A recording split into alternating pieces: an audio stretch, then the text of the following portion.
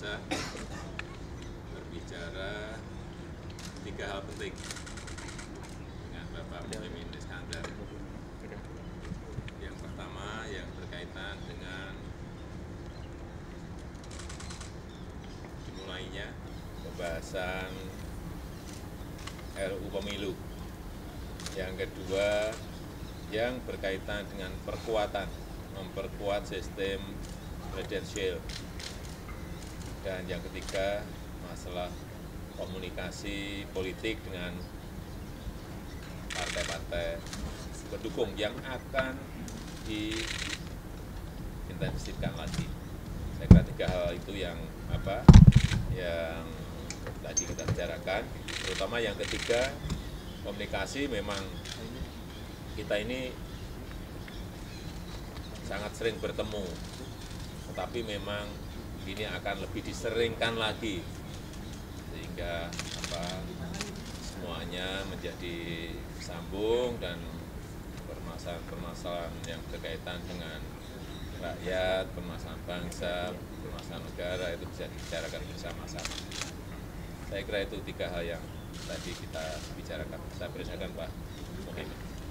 Terima kasih Pak Presiden, teman-teman semua. Tadi saya menyampaikan kepada Pak Presiden beberapa hal, melaporkan termasuk sekarang sedang ada pertemuan alim ulama yang membahas tentang konstitusi, terutama ada keinginan untuk memperbaiki sistem demokrasi kita secara lebih dewasa karena perjalanannya cukup lama, 20 tahun. Salah satunya adalah mempertegas sistem presidensial. Sistem presidensial ini untuk memberikan kejelasan agar kita tidak menjadi terlalu parlementer. Banyak hal yang substansi di situ, itu salah satunya misalnya mengangkat kepala BIN, apa perlu ke DPR. Dan banyak hal, duta besar apakah perlu ke DPR, dan seterusnya. Ini penguatan presidensial yang telah dibahas oleh para kiai, para ulama untuk menyempurnakan sistem demokrasi. Termasuk di dalamnya undang-undang pemilu yang lagi hangat. Saya laporkan kepada Pak Presiden, ada banyak opsi agar pemilu tahun 2019 nanti lebih kuat, lebih transparan, lebih dewasa, dan partisipasi masyarakat lebih besar lagi. Nah, undang-undang pemilu ini yang sedang dibahas, kebetulan ketua pansusnya PKB. Nah, ketua pansus PKB ini kita ingin mendapat arahan dari Pak Presiden bagaimana caranya agar pembahasan ini berjalan dengan baik, semua puas, partai-partai yang ada di dalam parlemen sangat puas dalam proses pembahasan hingga tuntas nanti.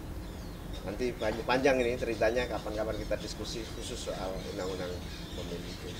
Yang ketiga, partai-partai pendukung pemerintah tentu akan terus berusaha sekuat tenaga untuk mensukseskan program-program pemerintah, termasuk mensukseskan jalannya pemerintahan yang dipimpin oleh Pak Jokowi ini dengan kecepatan yang lebih tinggi lagi agar produktivitas ekonomi kita juga semakin meningkat dan percepatannya lebih laju lagi dibanding waktu-waktu sebelumnya.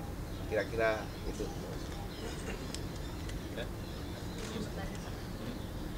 Selamat siang Pak, saya Friska dari Kompas TV. Ke Pak Presiden, kemarin saat pertemuan antara Kapolri, MUI, dan GNPF MUI ada usulan untuk adanya dialog bersama dengan seluruh tokoh nasional dan pemuka agama. Nah, apakah akan ada pertemuan ini dalam waktu dekat kepada Caimin? Kalau bagaimana komitmen dari PKB selaku partai pendukung pemerintah, apalagi menjelang aksi super damai nanti 2 Desember? Terima kasih.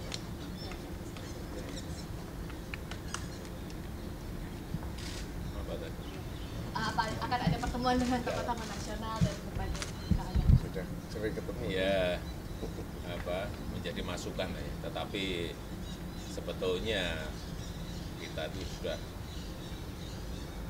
sering kali bertemu,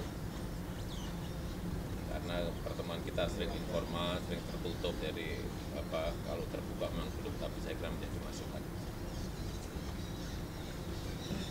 Ya, kita sudah berkali-kali menyerukan bahwa demokrasi itu jalur politik. Jadi aspirasi yang mau disampaikan tidak harus lewat demo, bisa melalui jalur politik. Dalam hal ini adalah melalui DPR, melalui para menteri, melalui kami juga bisa, melalui partai-partai untuk bisa disampaikan aspirasinya, sehingga tidak perlu demo sebesar itu. Apalagi message atau pesan yang dilakukan tanggal 4 dulu itu sudah tertangkap dengan jernih oleh semua pihak, termasuk oleh Presiden. Oleh karena itu ya kita menghimbau nggak usah banyak-banyak lah demo, nanti jadi trauma. Ya kita berharap kalau toh demo ya itu hak demokrasi, tapi harus betul-betul mempertimbangkan banyak faktor. Moga-moga tidak ada masalah, tapi kita menghimbau salurkan aspirasi melalui jalur politik.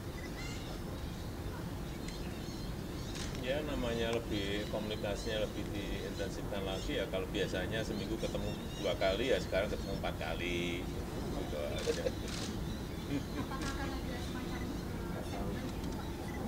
Nggak ada. Oh komunikasinya udah baik, ngapain harus ada apa?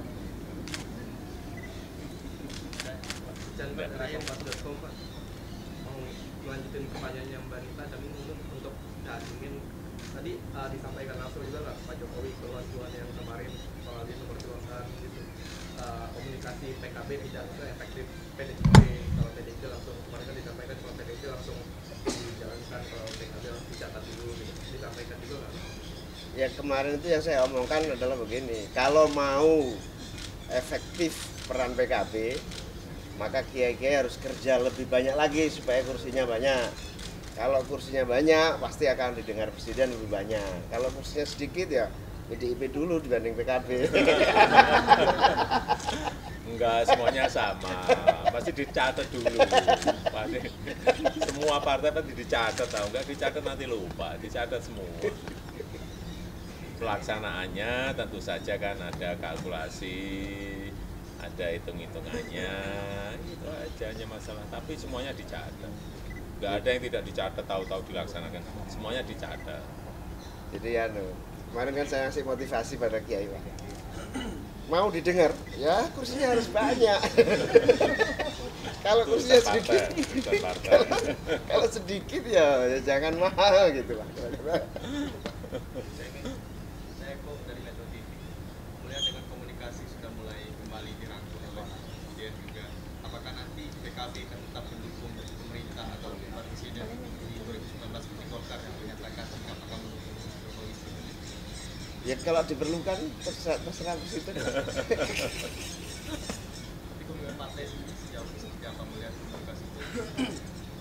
Ya insya Allah kita akan terus bersama Pak Jokowi.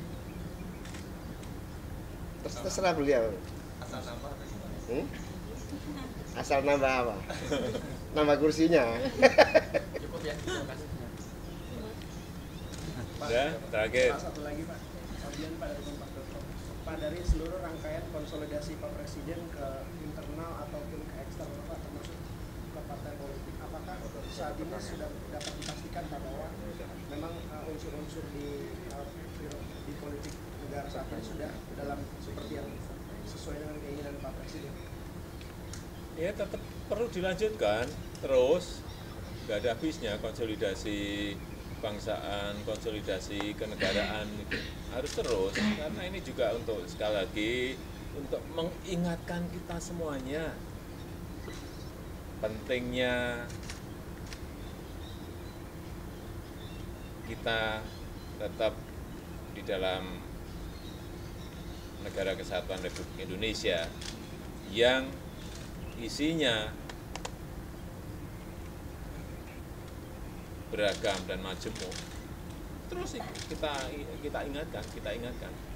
Saya kira tidak hanya ke tokoh-tokoh politik, ke tokoh-tokoh agama, ke Polri, ke TNI, juga saya kira penting sekali untuk anak-anak muda. Saya kemarin waktu di Hari Guru juga saya sampaikan pentingnya mengingatkan agar guru mengingatkan juga ke murid-murid betapa kita ini majemuk, betapa kita ini beragam. Kalau enggak nanti lupa kita. sesuai dengan keinginan Bapak ya Pak? Terus akan terus dilakukan. Ketemu siapapun akan selalu saya ingatkan. Kemarin Pak SBY menulis masukan mungkin Bapak sudah baca atau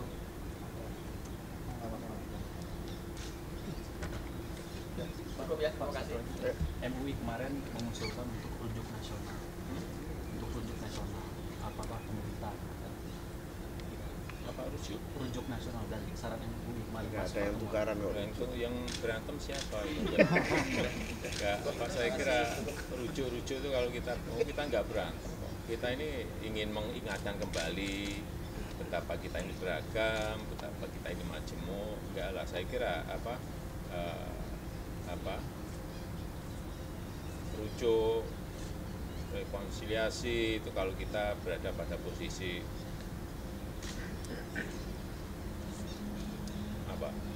posisi apa? Nah, ya sudah ada, kita ini baik-baik saja.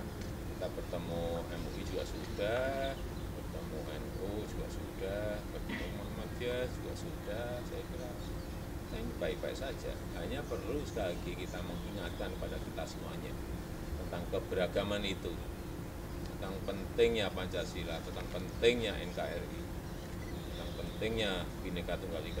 Mengingatkan itu aja. Terima kasih Pak. Terima kasih Pak. Selesai ya. Terima